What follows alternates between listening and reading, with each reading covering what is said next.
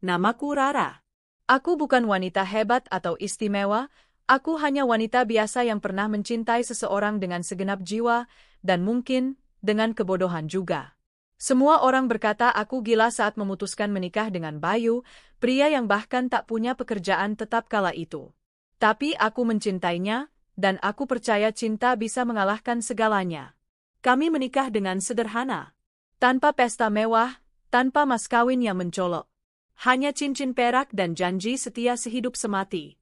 Bayu adalah pria pekerja keras, dan aku yakin suatu hari hidup kami akan berubah. Kami menyewa kamar petak di pinggiran kota. Dindingnya tipis, atapnya bocor, dan kalau hujan, kami harus menampung air dengan ember. Tapi aku bahagia. Bahagia bisa bangun pagi dan melihat wajah lelaki yang kucintai. Bahagia bisa masak mie instan berdua dan membayangkan suatu hari kami akan makan steak di restoran mahal. Bayu memulai usaha kecil-kecilan. Ia membeli gerobak bekas dan mulai jualan kopi keliling. Aku membantunya setiap sore, bahkan kadang ikut mendorong gerobak jika bannya kempes. Di pagi hari, aku menerima pesanan kue buatan sendiri. Aku rela begadang, mencampur adonan di dapur sempit, sambil membayangkan anak-anak kami kelak berlari-lari di rumah sendiri. Bukan sekali dua kali orang menertawakanku. Cantik-cantik kok milih hidup susah, kata seorang teman SMA saat tak sengaja bertemu di pasar. Aku hanya tersenyum. Mereka tidak tahu betapa bahagianya aku saat Bayu pulang membawa uang dari hasil jualannya, lalu memelukku sambil berkata, kita bisa bayar kontrakan bulan ini, Ra. Pernah ada pria mapan yang melamarku sebelum aku menikah dengan Bayu. Namanya Bima, anak pemilik toko bahan bangunan besar di kota ini. Ia membawa cincin berlian dan mobil mewah, tapi hatiku tak pernah tertarik. Cinta tak bisa dibeli, pikirku waktu itu. Aku menolak lamaran Bima dan memilih Bayu. Ayahku marah besar, bahkan sempat mengusirku dari rumah. Ayah tidak akan datang ke pernikahanmu, katanya dengan suara tinggi. Dan memang, beliau tidak datang. Tapi aku tidak menyesal. Bulan demi bulan berlalu. Usaha kopi Bayu semakin dikenal. Ia mulai menyewa kios kecil di dekat kampus. Anak-anak muda suka nongkrong di sana. Aku membantu mengelola keuangan dan mendesain menu, meskipun hanya dengan kertas dan spidol warna-warni. Kami bekerja keras. Pagi sampai malam. Kami menabung, sedikit demi sedikit. Aku menjual perhiasan peninggalan ibuku untuk tambahan modal. Bahkan aku menjual motor warisan kakek untuk membayar sewa tempat baru yang lebih besar. Tidak apa-apa, pikirku. Semua ini demi masa depan. Aku tidak pernah meminta apa-apa.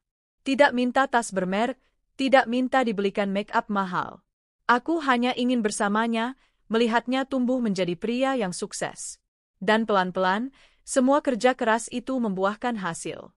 Tahun keempat pernikahan kami, Bayu membuka cabang kedua. Ia mulai punya karyawan, dan kami bisa pindah ke rumah kecil sederhana. Aku menangis waktu pertama kali masuk rumah itu. Bukan karena mewah, tapi karena itu hasil perjuangan kami. Aku bangga sama kamu, kataku malam itu, memeluknya erat. Bayu tersenyum dan berkata, aku tidak akan bisa sejauh ini tanpa kamu, Ra. Namun seiring waktu, perubahan mulai terasa. Bayu mulai sering rapat dengan investor. Ia mulai mengenakan jas, memakai parfum mahal, dan sibuk mengurus proyek ekspansi. Dulu dia selalu minta pendapatku sebelum mengambil keputusan. Sekarang, aku tahu info bisnisnya dari media sosial perusahaan. Ketika aku minta ikut dalam pertemuan dengan tim marketing, dia berkata, kamu istirahat saja di rumah. Kamu bukan dari dunia ini, Ra. Kamu nggak ngerti cara kerja mereka. Aku diam. Bukan karena setuju, tapi karena hatiku mulai perih. Hari ulang tahun pernikahan kami yang kelima, aku sudah menyiapkan makan malam spesial di rumah.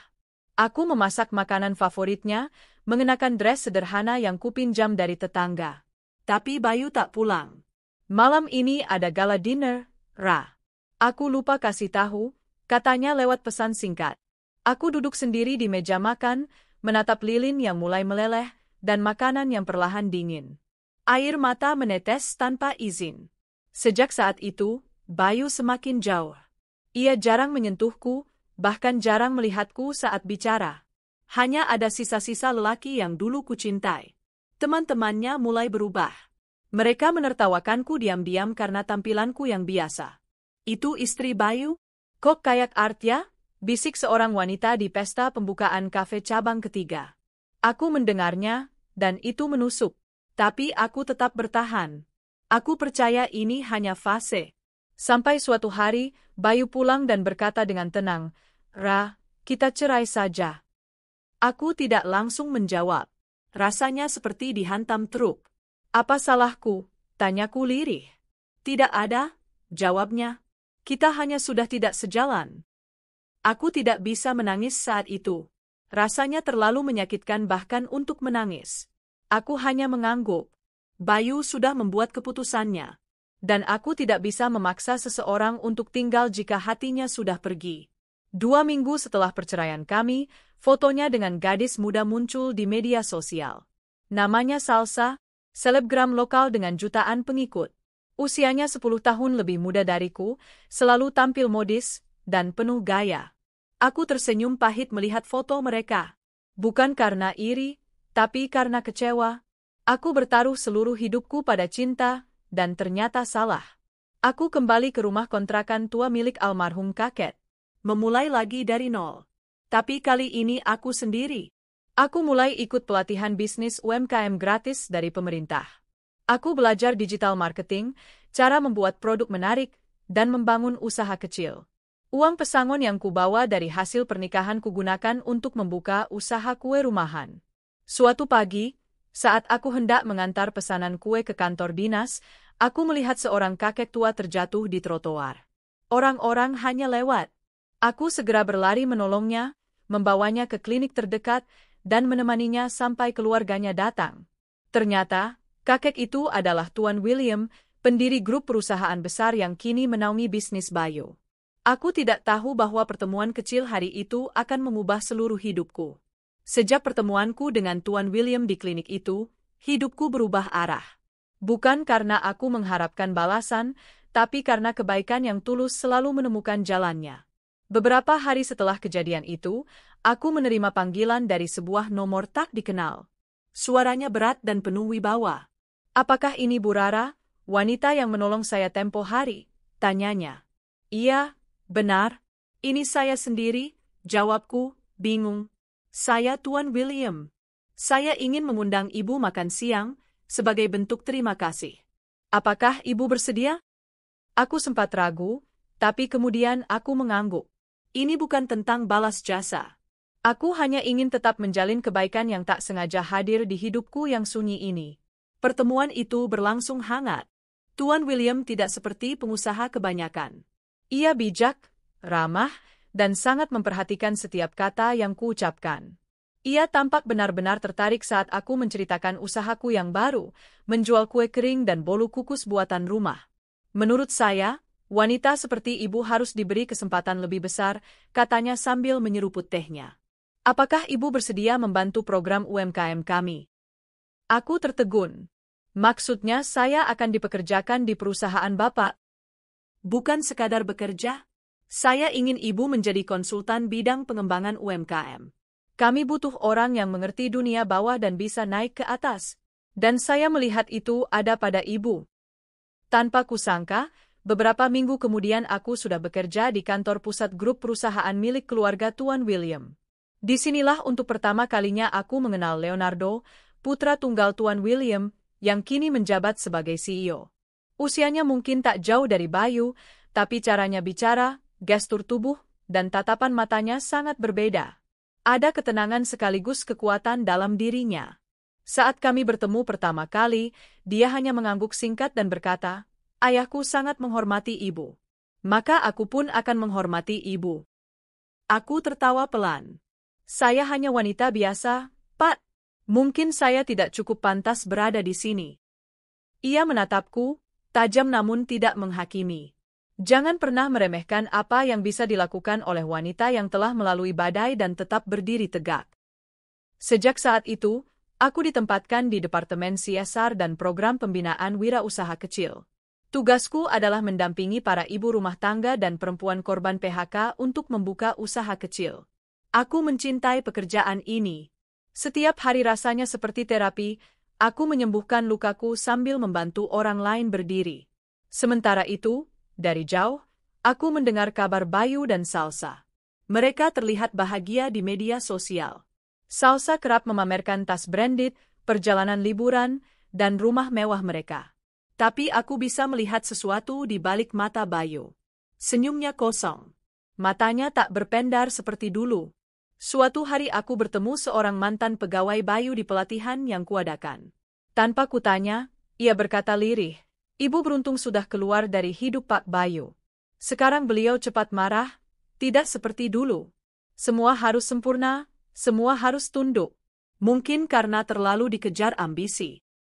Aku hanya tersenyum tipis. Mungkin benar. Bayu kini sukses, tapi apakah ia bahagia? Hari-hari di kantorku baru saja memasuki bulan keempat ketika Leonardo mulai lebih sering mengajakku berdiskusi. Awalnya hanya soal pekerjaan, namun lama-lama ia mulai berbagi cerita tentang ibunya yang sudah lama meninggal, tentang rasa sepinya di tengah kesuksesan, dan bagaimana ia mengagumi wanita yang bisa berdiri meski berkali-kali dijatuhkan.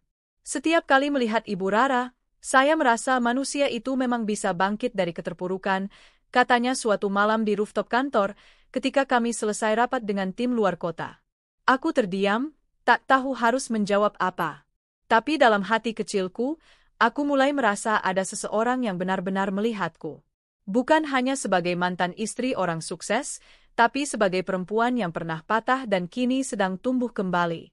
Hari ulang tahun pernikahanku dengan Bayu kembali tiba. Tapi kini aku tidak lagi duduk di meja makan menunggu pria yang tak akan pernah pulang.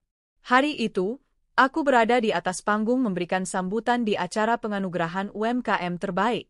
Leonardo duduk di barisan depan, tersenyum padaku dengan bangga. Setelah acara selesai, ia menghampiriku. "Ibu tampil luar biasa," katanya sambil menyerahkan sebotol air mineral. "Terima kasih, Pak Leonardo. Jangan panggil saya, Pak, terus. Panggil Leo saja." "Saya mulai merasa tua kalau ibu begitu," ujarnya sambil tertawa kecil. Aku tersenyum, merasa aneh dengan detak jantungku yang mulai tak beraturan. Seperti dulu saat pertama kali jatuh cinta. Namun hidup tak pernah benar-benar bebas dari luka lama. Di suatu acara gala dinner besar perusahaan, aku melihat Bayu datang sebagai salah satu mitra bisnis baru yang diundang. Ia datang menggandeng Salsa yang tampil mencolok dengan gaun bling-bling dan heels tinggi. Aku tak menyangka akan bertemu Bayu lagi secepat ini. Dan aku juga tak menyangka betapa ia terkejut melihatku duduk di meja utama, satu meja dengan para direktur dan Leonardo. Matanya membelalak. Bibirnya sedikit terbuka, seolah tak percaya. Salsa mencubit lengannya sambil bertanya pelan, "Itu siapa? You? Kayak kenal deh." "Itu Rara," jawab Bayu dengan suara pelan. Salsa tertawa. "Yang kamu cerain dulu? Dia? Jadi, dia kerja di sini?" Leonardo berdiri dan menyambut Bayu dengan formal. Tapi ada ketegasan di balik senyumnya. "Terima kasih sudah hadir, Pak Bayu. Oh ya, perkenalkan, ini Rara, konsultan senior kami di program UMKM dan CSR." Bayu tampak gugup. Ia menjulurkan tangan, tapi aku hanya membalas dengan senyum sopan dan anggukan kecil. Tak ada kata, halo, tak ada basa-basi. Tak perlu. Ketika mata kami bertemu, aku bisa melihat bayangan masa lalu di sorot matanya. Mungkin ia teringat bagaimana aku dulu mendorong gerobak kopi bersamanya, menjual kue, atau menjahit baju robeknya. Mungkin ia sadar, semua itu kini telah lewat. Aku bukan lagi Rara yang dulu ia tinggalkan. Setelah acara usai, aku dan Leonardo duduk di balkon lantai atas hotel yang sama. Ia diam cukup lama, menatap langit malam. "Bayu mantan suamimu, ya?" tanyanya akhirnya. Aku mengangguk pelan. "Iya, dia pria yang dulu pernah kucintai dengan seluruh jiwa. Tapi cinta tidak cukup untuk membuat orang bertahan." Leonardo menatapku. "Dan sekarang?" "Sekarang aku mencintai diriku sendiri," jawabku tenang. "Dan aku bahagia bisa dikelilingi orang-orang yang menghargai aku bukan karena masa laluku, tapi karena aku apa adanya." Ia tersenyum, lalu menghela napas panjang. "Aku senang mendengarnya. Karena aku ingin menjadi bagian dari hidupmu, Ra. Bukan karena simpati, tapi karena kekaguman dan perasaan yang tak bisa kutahan lagi. Hatiku bergetar. Untuk pertama kalinya setelah luka panjang yang kubawa bertahun-tahun, aku merasakan sesuatu yang berbeda. Hangat, tenang, nyaman. Mungkin, aku memang ditinggalkan oleh seseorang yang tak mampu menghargai perjuanganku. Tapi Tuhan menggantikannya dengan seseorang yang bisa menghargai lukaku dan memulihkannya perlahan. Setelah malam itu, hubunganku dengan Leonardo berubah.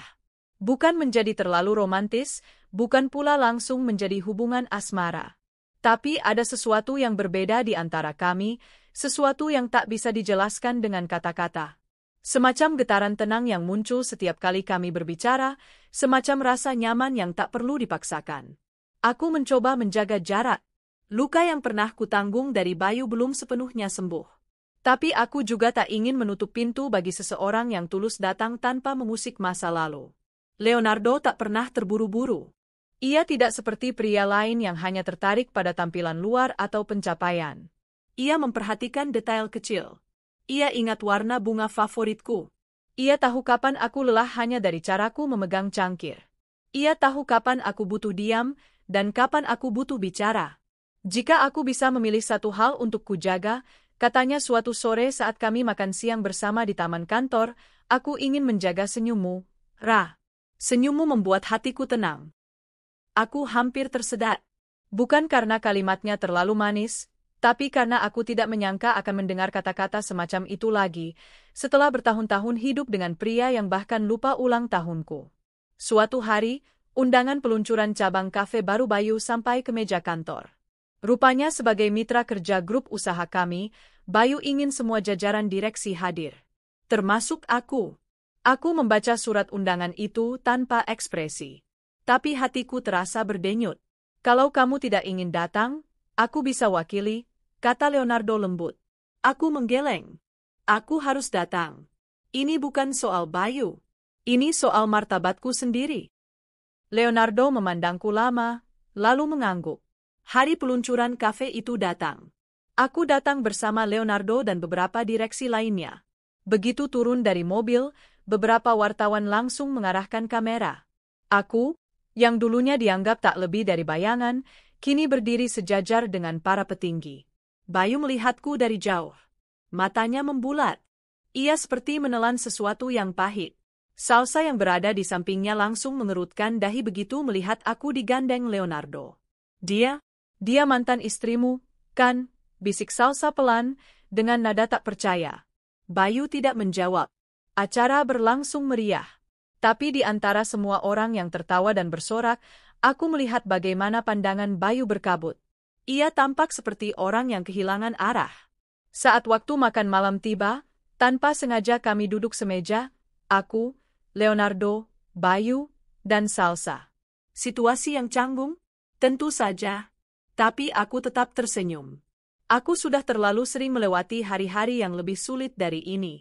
Rara terlihat sangat berbeda sekarang, kata Bayu akhirnya, mencoba membuka percakapan. Aku menoleh sopan. Waktu mengubah banyak hal. Salsa menimpali dengan nada sinis, ya, dari yang sederhana jadi ambisius. Aku tersenyum, tidak terpengaruh. Ambisius itu bukan dosa. Yang berdosa adalah lupa siapa yang dulu menolongmu saat kau belum jadi siapa-siapa. Kata-kataku menusuk. Bayu terdiam. Salsa memutar bola matanya. Leonardo menimpali dengan tenang. Saya rasa Rara bukan ambisius, tapi visioner. Dan itu justru kualitas yang kami cari di perusahaan kami. Wajah Bayu memucat. Aku tahu, dia mulai merasakan sesuatu yang tak nyaman, penyesalan. Beberapa minggu setelah acara itu, sebuah kabar beredar. Bayu mengalami kerugian besar karena salah investasi. Ia mencoba ekspansi ke kota lain tanpa perhitungan matang. Modal yang dipakai ternyata dari pinjaman pribadi. Salsa kabarnya mulai jarang tampil bersamanya. Bahkan ada gosip bahwa Salsa sudah dekat dengan salah satu influencer muda yang sedang naik daun. Aku tidak merasa senang mendengar semua itu. Tidak ada kebahagiaan dalam melihat seseorang yang dulu pernah kita cintai jatuh. Tapi, di sisi lain, aku juga tidak bisa menyelamatkannya lagi. Aku sudah melakukan bagianku di masa lalu. Suatu malam, saat aku pulang dari kantor, Aku melihat sosok Bayu berdiri di depan rumah kontrakanku. Ia tampak lebih kurus, wajahnya letih. Aku hanya ingin bicara sebentar, katanya. Aku mengangguk dan mengajaknya duduk di bangku kayu depan rumah. Kamu kelihatan bahagia, katanya pelan. Aku tidak langsung menjawab. Kamu tahu nggak, kadang aku lihat foto-foto lama kita, dan aku ngerasa bodoh banget. Dulu aku punya segalanya. Istri yang setia, yang ikut dorong gerobak kopi, yang rela jual cincin buat sewa kios. Tapi aku tukar itu semua demi hal-hal kosong. Aku menghela napas panjang. Bayu, kamu membuat pilihan. Dan setiap pilihan ada konsekuensinya. Ia menunduk. Kamu tahu hal yang paling menyakitkan? Tanyanya. Apa? Bukan kehilanganmu. Tapi tahu bahwa orang yang pernah kutinggalkan, kini berdiri lebih tinggi dari aku. Aku menoleh padanya. Bayu, aku tidak berdiri lebih tinggi darimu. Aku hanya berdiri di tempatku seharusnya. Tempat yang dulu kamu abaikan. Bayu meneteskan air mata. Mungkin untuk pertama kalinya ia sadar bahwa tidak semua luka bisa sembuh hanya dengan permintaan maaf. Malam itu, Leonardo meneleponku. Kamu baik-baik saja? Tanyanya. Aku mengangguk meski ia tak melihat. Aku hanya sedikit kelelahan secara emosional. Kalau kamu siap, aku ingin bicara serius. Tentang kita. Aku terdiam. Aku tidak akan memaksamu. Tapi aku ingin kamu tahu bahwa aku ingin membangun masa depan bersamamu, Rara. Bukan karena kamu wanita kuat, tapi karena kamu wanita yang membuatku merasa pulang. Air mataku mengalir pelan. Setelah semua luka, Tuhan akhirnya memberiku seseorang yang tahu bagaimana cara mencintaiku tanpa membuatku terluka lagi. Beberapa bulan kemudian, Leonardo melamarku. Di tempat sederhana, tanpa pesta mewah. Hanya aku dan dia, dan cincin kecil yang tak semahal berlian, tapi terasa lebih berarti. Kali ini, aku tidak akan menyia-nyiakan orang yang mendampingiku dari awal, katanya pelan. Meskipun bukan aku yang kau temani dari nol, tapi izinkan aku jadi lelaki yang menemanimu sampai akhir. Dan aku mengangguk. Dengan tenang, dengan hati yang penuh, aku menerima lamaran itu. Aku tidak pernah menyangka akan menjadi istri dari bos perusahaan yang dulu bahkan tidak kukenal. Tapi begitulah hidup. Kadang yang kita kejar lari, dan yang kita tolong, datang menggandeng tangan kita untuk bangkit. Aku bukan lagi istri Bayu. Aku adalah Rara, istri dari Leonardo William. Menjadi istri seorang pria seperti Leonardo William bukanlah perkara mudah, terlebih setelah luka panjang yang kubawa dari pernikahan pertamaku. Tapi bersamanya, aku tidak pernah merasa sendiri. Tidak ada hari yang kulalui tanpa sentuhan kasih atau perhatian. Bukan lewat barang mahal atau pujian kosong, melainkan lewat hal-hal kecil yang tulus dan jujur. Leonardo tak hanya menjadi suamiku, tapi juga sahabatku, penyembuhku, bahkan cermin diriku. Ia membantuku melihat bahwa aku bukan wanita gagal seperti yang dulu dikatakan Bayu, bukan wanita yang hanya bisa ikut suami, tapi seseorang yang punya nilai karena dirinya sendiri. Namun, tidak semua orang siap menerima kebahagiaanku. Salah satunya, Bayu. Setelah perusahaannya bangkrut karena salah kelola, Bayu ditinggalkan investor dan kehilangan banyak aset. Salsa pun menggugat cerai dan memilih hidup glamornya kembali dengan pria muda yang sedang naik daun. Bayu kini hidup di rumah kontrakan, dan kabarnya membuka usaha kecil-kecilan. Tapi yang mengejutkan adalah sejak tahu aku menikah dengan Leonardo, Bayu mulai sering muncul lagi. Awalnya lewat pesan-pesan tak penting, lalu lewat kunjungan tak terduga ke kantor CSR tempatku dulu bertugas. Puncaknya, ia muncul di acara gala dinner perusahaan tempat Leonardo dan aku hadir sebagai pasangan suami istri resmi. Malam, Rara, suaranya terdengar serak. Aku menoleh, dan di depan mataku berdiri sosok yang dulu pernah kuanggap segalanya. Namun kini, hanya rasa asing yang kurasakan. Bayu, apa yang kamu lakukan di sini? Tanyaku tenang. Aku diundang. Masih ada koneksi kecil yang bisa kupakai. Ia tertawa pahit. Tapi alasan utama aku datang, karena aku ingin bicara sama kamu. Leonardo yang berdiri tak jauh langsung menghampiri. Ada masalah? Bayu menatap Leonardo sejenak. Ia tampak sedikit gentar tapi tetap berusaha terlihat tenang. Tidak, saya hanya ingin bicara sebentar dengan Rara secara pribadi. Leonardo menggenggam tanganku. Apa kamu mau, Ra? Aku menarik napas dalam. Boleh, tapi sebentar saja. Kami berjalan ke balkon samping ballroom, di mana tamu-tamu tidak terlalu ramai. Bayu menatapku lama, seolah mencoba mencari celah untuk masuk kembali ke hidupku. Aku lihat kamu bahagia sekarang, katanya pelan. Aku memang bahagia. Kamu benar. Aku salah besar dulu. Aku terlalu dikuasai ambisi. Aku bodoh. Dan sekarang, setelah semua hancur, aku baru sadar siapa yang benar-benar mencintaiku. Aku menahan napas. Rara, aku ingin memperbaiki semuanya. Aku ingin kita kembali. Aku tahu itu gila, tapi aku nggak bisa bohong. Sejak kamu pergi, semua kehilangan maknanya. Aku tersenyum tipis, bukan karena tersentuh, tapi karena aku sadar, kadang orang hanya menyadari nilai sesuatu setelah kehilangannya. Bayu, kita tidak akan pernah kembali ke masa lalu. Karena aku bukan wanita yang sama. Dan kamu, kehilangan kesempatanku saat kamu menukarnya dengan ego dan keserakahan. Matanya mulai berkaca. Aku minta maaf. Permintaan maafmu aku terima, tapi bukan untuk kembali. Melainkan untuk menutup kisah lama yang seharusnya sudah selesai sejak lama. Malam itu, aku tidak memberitahu Leonardo apa yang dibicarakan Bayu. Bukan karena aku menyembunyikan, tapi karena aku tahu suamiku mempercayai sepenuhnya siapa diriku sekarang. Namun, beberapa hari kemudian, Leonardo sendiri yang membawa topik itu saat kami sarapan. Bayu ingin kamu kembali, tanyanya tenang. Aku mengangkat alis. Kamu tahu. Aku tidak bodoh, Ra. Aku tahu pria seperti dia tak akan menyerah begitu saja. Aku tersenyum. Kamu tidak cemburu? Leonardo menggenggam tanganku di atas meja. Aku tidak punya alasan untuk cemburu pada masa lalu yang sudah kamu tinggalkan. Tapi aku akan marah kalau dia terus mengganggu kedamaianmu. Aku menunduk. Aku akan berhati-hati. Aku janji. Leonardo mengangguk dan mengecup dahiku. Aku tidak hanya mencintaimu, Ra. Aku ingin melindungimu. Bahkan dari bayangan yang mencoba menarikmu ke belakang. Beberapa minggu kemudian, aku menerima surat undangan peluncuran program wirausaha baru dari lembaga kecil milik Bayu. Anehnya, dalam undangan itu, aku diminta menjadi narasumber utama. Aku sempat ragu.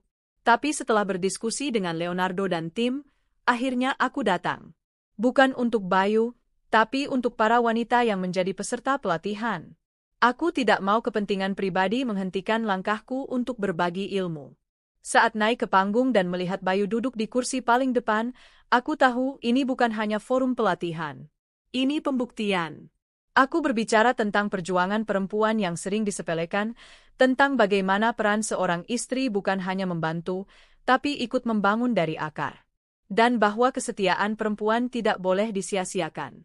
Beberapa peserta menangis. Bayu pun menunduk lama. Setelah acara usai, seorang wanita tua menghampiriku. Bu Rara, saya dulu sering melihat Ibu dan Pak Bayu dorong gerobak kopi di pasar. Saya dulu kasihan, tapi sekarang saya bangga. Ibu membuktikan bahwa orang baik pasti naik, Bu. Aku terharu. Mungkin Tuhan mengizinkan luka lama terbuka kembali, bukan untuk menyakitiku lagi, tapi untuk memperlihatkan betapa jauh aku telah berjalan. Sepulangnya dari acara itu, Leonardo menungguku di ruang tamu. Ia tidak berkata apa-apa, hanya memelukku erat. Kamu luar biasa, Rah, bisiknya.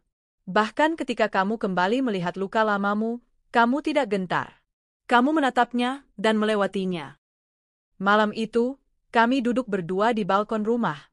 Aku bersandar di bahunya, dan untuk pertama kalinya sejak lama, aku benar-benar merasa damai. Namun masa lalu memang licik. Ia selalu mencari celah. Dan suatu pagi, aku menerima kabar yang membuat dadaku sesak. Bayu mengalami kecelakaan lalu lintas cukup parah dan dirawat di rumah sakit dalam kondisi kritis. Aku berdiri lama menatap layar ponsel. Leonardo mendekat. Kamu mau menjenguknya? Aku hanya mengangguk. Kamu boleh pergi. Aku akan antar. Di ruang itu, aku melihat Bayu terbaring lemah, wajahnya penuh luka dan kabel-kabel medis. Tak ada siapa-siapa di sana. Tidak ada Salsa. Tidak ada keluarga. Hanya dia dan sepi. Tanganku refleks menyentuh kaca jendela pembatas. Dalam hati, aku berkata lirih, aku memaafkanmu, Bayu. Tapi aku tidak akan kembali. Kamu telah memilih jalanmu. Kini, biarlah aku tetap di jalanku. Saat aku membalikkan badan, Leonardo sudah berdiri di belakangku. Ia meraih tanganku dan berkata, kita pulang. Dan aku pun pulang. Ke tempat di mana hatiku kini berada. Bersama seseorang yang mencintaiku, bukan karena masa lalu tapi karena siapa aku saat ini. Setelah kejadian kecelakaan itu, Bayu dirawat hampir 2 minggu di rumah sakit. Tak banyak yang menjenguknya. Teman-teman bisnisnya yang dulu sibuk menjilat saat ia sukses, kini menghilang bak ditelan bumi. Bahkan Salsa, perempuan yang dulu dibanggakannya, tak sekalipun menampakkan diri. Aku sempat menjenguknya 2 kali, didampingi Leonardo. Tapi tak pernah kami berlama-lama. Bayu hanya bisa menatapku sayu, tanpa kata. Di matanya ada penyesalan yang terlalu berat untuk diucapkan. Namun itu bukan lagi urusanku. Hatiku sudah berpindah. Jiwaku sudah sembuh. Suatu sore, sepulang dari kantor, aku melihat seorang wanita paruh baya berdiri di depan rumahku. Wajahnya tirus, matanya sembab. Bu Rara, tanyanya hati-hati. Iya. Maaf, ibu siapa? Saya ibunya Bayu. Aku tersentak. Sudah bertahun-tahun sejak terakhir kali kami bicara. Dulu, saat Bayu sukses, ibunya ikut mencibirku. Bahkan mengatakan aku terlalu biasa untuk jadi istri pengusaha. Tanpa kata, aku mempersilakannya masuk. Kami duduk di ruang tamu. Ibu Bayu menunduk, seperti menahan malu yang menahun. Saya tahu saya bukan ibu mertua yang baik dulu. Saya pernah menyakiti kamu, Rara. Aku terdiam. Bayu sekarang jatuh. Nggak punya siapa-siapa. Saya tahu dia salah, dan saya nggak bela dia. Tapi, dia sering nyebut nama kamu. Dia nyesel banget. Minta saya bicara sama kamu. Untuk apa, Bu? Tanyaku pelan. Dia pengen kamu bantu dia bangkit lagi. Katanya cuma kamu yang bisa. Aku menghela napas panjang. Luka lama memang telah kupendam, tapi setiap kali ada orang dari masa laluku datang, luka itu seperti digelitik kembali. Bu, waktu saya jadi istrinya, saya bantu dia dari nol. Saya jual perhiasan, saya dorong gerobak kopi bareng dia, saya masak buat pelanggan. Tapi saat dia berhasil, dia tinggalkan saya. Jadi maaf, saya nggak bisa bantu dia lagi. Sekarang, hidup saya sudah berbeda. Ibu Bayu mulai menangis. Tapi tangisnya tidak mengubah keputusanku. Saya doakan Bu Rara bahagia, katanya lemah sebelum pulang. Beberapa hari kemudian, Leonardo mengajakku makan malam di restoran tenang yang pernah jadi tempat lamaran kami. Ada hal yang harus aku sampaikan, katanya setelah makanan kami dihidangkan. Aku menatapnya, deg-degan. Raut wajahnya serius. Aku tahu kamu wanita yang mandiri. Tapi sejak Bayu jatuh sakit, dia berusaha mendekati beberapa petinggi di perusahaan lewat jalur tidak sehat. Alisku berkerut. Maksudmu? Ada desas-desus, dia akan menyebarkan video dan foto-foto lama kalian saat susah dulu. Tujuannya menjatuhkan citramu. Dia pikir dengan itu, kamu akan kehilangan kepercayaan publik dan dikeluarkan dari manajemen. Hatiku menegang. Dia pikir kamu akan balik kalau hidupmu mulai digoyang. Aku menggertakkan gigi. Bayu sudah benar-benar kehilangan akal. Tapi aku sudah bicara dengan tim hukum kita, dan aku juga sudah pasang batas. Dia tidak akan bisa masuk ke dunia kita lagi.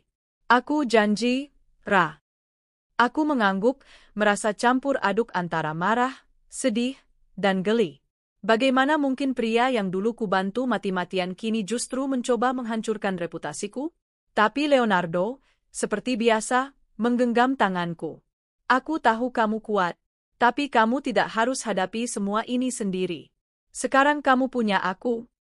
Air mataku menetes tanpa bisa kutahan. Bukan karena sedih, tapi karena merasa begitu dicintai dan dihargai, hal yang dulu sangat langka dalam hidupku. Di tengah badai itu, sebuah kesempatan besar datang. Aku ditawari menjadi ketua Yayasan Pemberdayaan Perempuan di bawah naungan kementerian. Sebuah kehormatan yang luar biasa, tapi juga tanggung jawab besar. Banyak pihak akan mengawasi setiap langkahku.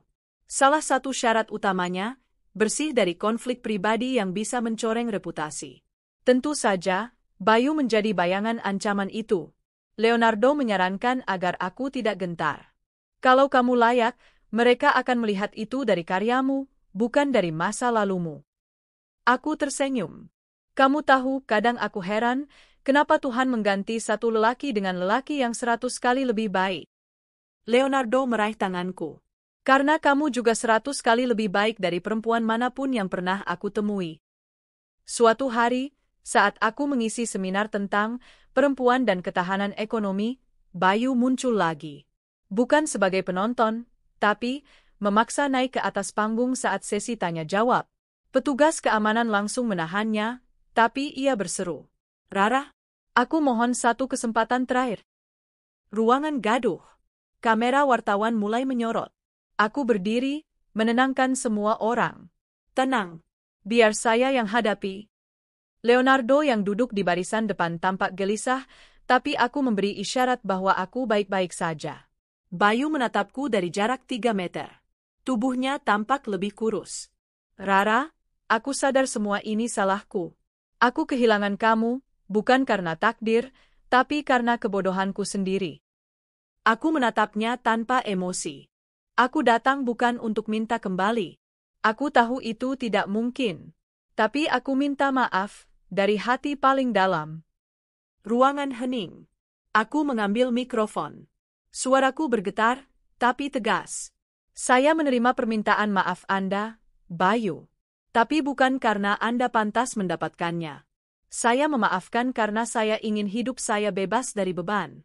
Karena dendam tidak akan membangkitkan saya, tapi memaafkan akan. Tepuk tangan bergemuruh. Bayu dituntun keluar oleh petugas. Leonardo berdiri, memberikan senyum bangga yang tak bisa kusebut dengan kata-kata. Malamnya, aku dan Leonardo duduk di balkon rumah.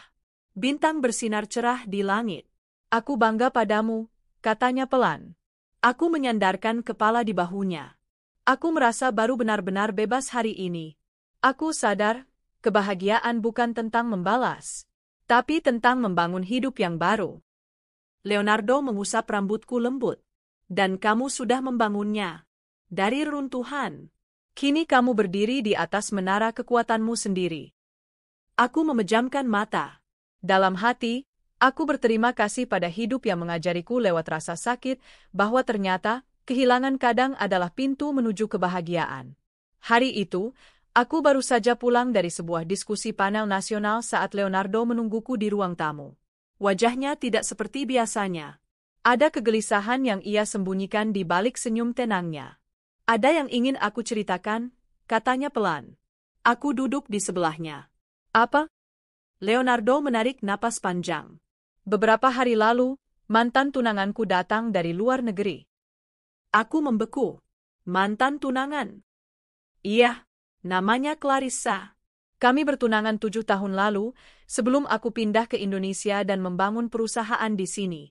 Hubungan kami kandas karena visi hidup yang berbeda. Dia lebih memilih karir internasional, sementara aku memilih membangun dari nol di Asia. Aku menunduk, mencoba menenangkan hatiku. Dan, sekarang dia ke sini? Leonardo mengangguk. Dia datang bukan untuk mengganggu. Tapi dia ingin bekerja sama dalam proyek investasi ramah lingkungan yang sedang kubangun. Dia memang pakar di bidang itu. Aku menatapnya. Kamu yakin itu murni urusan bisnis? Leonardo menatapku dalam-dalam. Rara, aku tidak pernah mencintai wanita manapun seperti aku mencintaimu. Tapi aku tidak bisa menghindari kerjasama ini karena akan sangat bermanfaat untuk banyak orang. Aku hanya ingin kamu tahu lebih dulu, supaya kamu tidak mendengarnya dari orang lain. Aku menarik napas dalam. Baik, aku percaya padamu, Leo. Tapi aku juga manusia. Jadi tolong, jangan biarkan dia menyentuh sisi hatimu yang sudah jadi milikku. Leonardo memelukku erat. Tidak akan pernah. Beberapa minggu kemudian, Clarissa resmi menjadi mitra kerja Leonardo dalam proyek investasi hijau. Sebagai istri, aku ikut diundang dalam beberapa pertemuan formal. Saat pertama kali bertemu dengannya, aku langsung paham. Clarissa adalah wanita yang nyaris sempurna. Cantik, pintar, elegan, dan sangat percaya diri. Rara, akhirnya kita bertemu. Leonardo sering bercerita tentangmu, katanya sambil menjabat tanganku. Aku tersenyum sopan. Semoga cerita yang baik-baik saja. Clarissa tertawa kecil. Kalau soal kamu, memang semuanya baik. Kamu wanita beruntung. Leonardo sekarang pria luar biasa. Ada nada tak terucap dalam kalimat itu, tapi aku memilih tidak menggubrisnya. Dalam hati, aku tahu, aku sedang diuji. Tapi bukan oleh Clarissa, melainkan oleh kepercayaanku sendiri terhadap suamiku. Beberapa hari setelahnya, gosip mulai bermunculan. Media gosip online mulai menulis tentang kedekatan kembali antara CEO ternama dan mantan tunangannya. Foto-foto pertemuan bisnis mereka dipelintir menjadi rumor asmara lama yang kembali tumbuh. Aku hanya bisa menghela napas saat membaca judul-judul seperti mantan tunangan Leonardo William kembali. Cinta lama bersemi kembali. Istri sang CEO menghilang dari publik. Ada apa? Leonardo marah besar. Ini sudah keterlaluan. Aku akan menuntut mereka. Tapi aku menahannya. Tidak perlu. Semakin kamu ributkan, semakin mereka senang. Aku percaya padamu, dan itu cukup. Namun, yang sulit bukan hanya mengabaikan gosip, tapi menghadapi luka batin yang mulai terasa menganga. Malam-malamku mulai penuh tanya. Apakah cinta kami cukup kuat untuk bertahan dari godaan masa lalu? Suatu malam, saat hujan turun deras, aku berdiri di jendela kamar, memeluk tubuhku sendiri. Leonardo masuk perlahan dan memelukku dari belakang. Kamu masih ragu padaku, bisiknya. Aku menahan air mata. Bukan kamu yang kupertanyakan, Leo. Tapi diriku. Apakah aku cukup bagi kamu? Apakah aku bisa bersaing dengan Clarissa yang segalanya tampak sempurna? Leonardo membalik tubuhku, menatapku dalam-dalam. Kamu tahu apa yang tidak dimiliki Clarissa dan dimiliki kamu? Apa? Hati yang tulus dan keberanian untuk bangkit dari luka. Kamu bukan hanya istriku, Ra. Kamu adalah rumahku. Clarissa mungkin wanita cerdas, tapi kamu adalah jiwa yang membuatku ingin jadi pria yang lebih baik. Air mataku jatuh. Dan kali ini, bukan karena cemas, tapi karena lega. Tapi drama belum selesai. Keesokan harinya, Clarissa datang ke rumah. Sendiri, aku menerimanya dengan sopan. Ia duduk di ruang tamu, mengenakan blazer mewah dan parfum khas. Aku tahu kamu wanita kuat, Rara. Tapi aku juga tahu kamu tidak akan pernah bisa memahami Leonardo sepenuhnya. Aku menatapnya, tenang. Karena aku lebih lama mengenalnya, lanjut Clarissa. Aku tahu dia saat dia rapuh, saat dia membangun semuanya dari nol. Dan aku bagian dari proses itu. Aku tersenyum tipis. Aku juga pernah membangun dari nol. Bahkan lebih rendah dari titik awal Leonardo. Aku tahu rasanya lapar, diremehkan, dikhianati. Tapi bukan masa lalu yang menentukan siapa kita. Tapi bagaimana kita mencintai hari ini. Clarissa tampak terpukul. Mungkin dia tidak menyangka aku tidak akan menggertak balik atau bersikap inferior. Leonardo sudah memilih, lanjutku. Dan aku akan mempertahankan pilihannya. Bukan dengan amarah, tapi dengan cinta. Clarissa berdiri, sedikit gemetar. Aku harap kamu tidak menyesal di masa depan. Aku mengangguk pelan. Kalau aku menyesal, itu pasti karena aku pernah meragukan diriku sendiri. Bukan karena kamu. Setelah itu, Clarissa mundur perlahan dari proyek kerja sama mereka dan kembali ke negaranya. Leonardo tidak mengatakan apa-apa. Hanya memelukku malam itu, lebih erat dari biasanya. Terima kasih sudah bertahan, bisiknya. Aku mengangguk. Kita sudah melalui banyak. Ini hanya satu ujian lagi. Dan kita menang. Malam itu, untuk pertama kalinya, aku menangis bukan karena dikhianati, tapi karena dicintai dengan cara yang tak pernah kuduga. Sebuah cinta yang bukan sekadar janji, tapi tindakan nyata. Hidupku memang penuh liku. Dari gerobak kopi, pengkhianatan, air mata, hingga kini, duduk berdampingan dengan pria yang benar-benar tahu bagaimana memperlakukan wanita. Aku tahu, aku tidak lagi menjadi wanita yang ditinggalkan. Aku adalah wanita yang dipilih. Setahun berlalu sejak kehidupan baruku bersama Leonardo dimulai. Dalam 1 tahun, aku menjadi bukan hanya istri dari salah satu CEO paling berpengaruh di negeri ini, tapi juga dikenal sebagai sosok inspiratif yang konsisten memperjuangkan hak perempuan lewat yayasan sosial, seminar, dan program pelatihan yang menjangkau pelosok negeri. Namaku masuk ke dalam daftar perempuan paling berpengaruh tahun ini di salah satu majalah nasional. Namun, jauh di dalam hati, aku tetap perempuan biasa yang sesekali menengok ke masa lalu. Bukan untuk menyesali, tapi untuk mengingat betapa sakitnya aku pernah dihancurkan dan betapa luar biasanya aku bisa kembali berdiri. Hari itu, aku menjadi pembicara utama dalam acara besar perayaan ulang tahun yayasan kami. Tamu-tamu penting hadir, termasuk beberapa pejabat negara dan tokoh masyarakat. Saat naik ke atas panggung, kulihat wajah-wajah penuh harap menatapku. Kamera menyorot. Lampu panggung terang benderang. Dulu, aku adalah perempuan yang dilupakan, kataku, membuka pidato. Aku pernah ditinggalkan saat cinta dan perjuanganku tidak lagi dianggap berharga. Tapi hari ini aku berdiri di sini, bukan karena aku sempurna, tapi karena aku tidak pernah berhenti mencintai diriku sendiri meski dunia berhenti. Tepuk tangan bergemuruh. Aku menahan haru. Saya ingin setiap perempuan di sini tahu, kalian berharga. Bukan karena siapa yang mencintai kalian, tapi karena kalian mencintai diri kalian sendiri. Usai acara, Leonardo menggandeng tanganku erat. Kami berjalan ke taman kecil di belakang gedung acara. Malam itu langit jernih, bintang-bintang seperti berlomba menunjukkan sinarnya. Dulu aku pikir cinta sejati hanya ada di film, katanya, menatapku penuh cinta. Tapi ternyata ia datang dalam wujudmu. Aku tertawa pelan, menyandarkan kepalaku di bahunya. Dan aku dulu pikir bahagia hanya milik mereka yang tidak pernah disakiti. Tapi ternyata luka membuatku menemukan cinta yang sesungguhnya. Leonardo mengeluarkan sebuah kotak kecil dari sakunya. Saat dibuka, aku terkejut, di dalamnya bukan cincin, tapi sebuah kalung berbandul kecil berbentuk gerobak kopi. Aku pesan khusus, katanya, untuk mengingatkanmu bahwa kamu bukan hanya istri CEO. Kamu adalah perempuan tangguh yang membangun hidup dari bawah. Air mataku menetes lagi. Terima kasih. Tapi momen haru itu terpotong oleh suara langkah tergesa. Sekretaris Leonardo menghampiri, wajahnya panik. Maaf mengganggu, Pak. Bu, ada seseorang di luar gerbang. Dia memaksa ingin bertemu Ibu Rara. Namanya Bayu. Aku terdiam. Jantungku berdetak cepat. Leonardo menatapku penuh tanya, tapi aku hanya mengangguk. Aku akan menemuinya. Bayu berdiri di dekat pos keamanan. Pakaian lusuh. Rambut acak-acakan. Ia tampak jauh dari sosok yang dulu pernah menjadi lelaki penuh pesona. Saat melihatku, ia menunduk dalam. Aku minta maaf lagi, Ra. Untuk yang keberapa kalinya? Tanyaku pelan. Untuk semuanya. Untuk sudah buta saat kamu yang paling setia.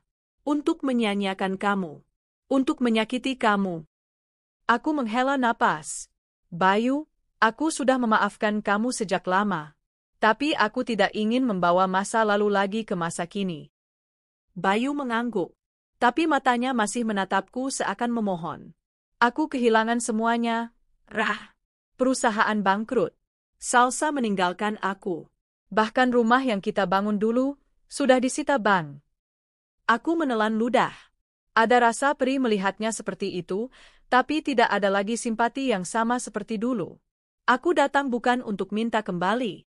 Aku tahu kamu sudah bahagia. Tapi aku hanya ingin satu hal. Apa? Bayu tersenyum getir. Bolehkah aku meminjam gerobak kopi kita yang dulu? Aku tahu kamu masih menyimpannya. Aku ingin mulai dari awal. Sendiri. Tapi dengan sesuatu yang punya arti. Hatiku tercekat. Gerobak kopi itu memang masih kusimpan di gudang sebagai pengingat perjuanganku dulu. Aku menatapnya lama. Kemudian berkata, datanglah besok pagi. Aku akan suruh staf mengantarnya ke tempat yang kamu pilih. Tapi satu pesan dariku, Bayu. Apa? Jangan pernah menggantungkan hidupmu pada siapapun. Karena yang paling setia pada kamu bukan wanita manapun, tapi dirimu sendiri. Bayu mengangguk, dan untuk pertama kalinya, senyumnya terasa jujur. Keesokan harinya, aku melihat dari kejauhan saat gerobak kopi itu diturunkan dari truk. Bayu berdiri menatapnya dengan mata berkaca-kaca. Aku tidak mendekat. Aku hanya mengamati dari dalam mobil, ditemani Leonardo. Kamu yakin? Tanya suamiku. Aku tersenyum. Itu bukan tentang memaafkan Bayu, tapi tentang menyelesaikan kisah yang dulu tertunda. Biar aku bisa menutupnya dengan tenang. Leonardo menggenggam tanganku. Kamu luar biasa, Rah. Aku menatap ke depan, menyaksikan Bayu mulai membersihkan bagian atas gerobak. Dulu, kami menamainya kopi pelangi, karena setiap rasa kopi punya nama hari. Kini, gerobak itu bukan milikku lagi, bukan kisahku lagi. Kisahku sudah lama berganti. Beberapa bulan setelah itu, hidupku kian stabil. Aku dan Leonardo pindah ke rumah baru yang lebih tenang, dengan kebun belakang yang indah. Kami sedang mempertimbangkan untuk mengadopsi anak dari salah satu panti yang selama ini aku bina. Hidupku mungkin tidak berakhir di pelaminan pertama. Tapi cinta sejati datang tidak selalu di awal. Kadang, ia muncul saat kamu sudah berhenti berharap, tapi belum menyerah. Cinta sejati bukan tentang siapa yang datang lebih dulu, tapi siapa yang bertahan saat kamu berada di titik terendah. Aku menuliskan kisahku dalam sebuah buku berjudul Ditinggalkan untuk Ditemukan. Buku itu laris di pasaran, dibaca banyak perempuan yang pernah merasa tidak dihargai. Pesan utamaku sederhana, kamu boleh hancur, tapi kamu harus bangkit. Kamu boleh menangis, tapi kamu juga berhak bahagia. Bayu, terakhir ku dengar, gerobak kopi pelangi mulai ramai lagi.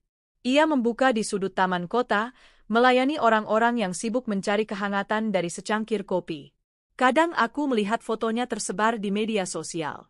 Tak lagi dalam jas mewah, tapi dengan senyum tulus yang dulu jarang muncul saat dia sukses. Salsa? Tak ada kabar. Mungkin dia sedang mencari lelaki kaya berikutnya. Tapi kisahnya sudah bukan bagian dari hidupku lagi. Kini aku tahu, aku bukan lagi wanita yang harus menyesali masa lalu. Karena dari pengkhianatan yang telah aku alami aku belajar tentang arti kesetiaan. Dari luka, aku telah menemukan kekuatan. Dan dari kehilangan, aku dipertemukan lagi dengan cinta yang tak pernah kuimpikan. Leonardo memelukku malam itu, di depan perapian. Apa kamu bahagia, Rara? Aku mengangguk, tersenyum, memeluknya erat. Lebih dari yang pernah kubayangkan. Kehidupanku penuh pelajaran dan itu yang membuatku kini merasa lebih berarti. Aku bahagia dengan akhir cerita hidupku.